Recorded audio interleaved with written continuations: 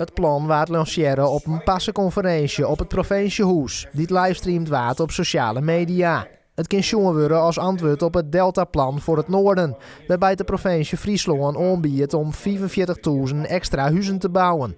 De FNP is een van de grootste critici op het Deltaplan en op het komen daarvan.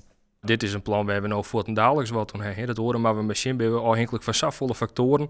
Even de vraag of het wollenboeten beschouwing letten. Daar hebben we op de kwart termineerd aan. En uw solidariteit laat nou bij de mensen die nou in de kniepen komen. En daar willen we nou wat aan doen.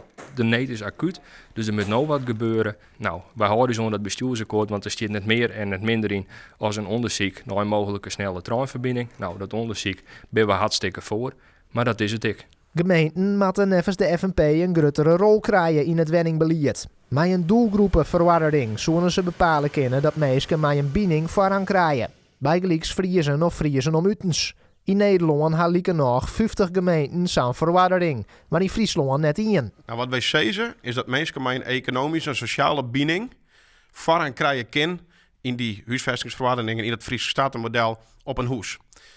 De gemeente kent de regels om meidje. Als het sabbat knipt dat noodzakelijk is. En dat is het nou wat u zo aanbelangt. En dan kun je van de regels daarin wijzen. Als je een skoft voortwest best, een per jaar. Maar dan ga je in de Aronne, ik neem maar wat 15 jaar, wil zo lang in de regio wennen. Dan krijg je dus voorrang bij het keepje van een huis.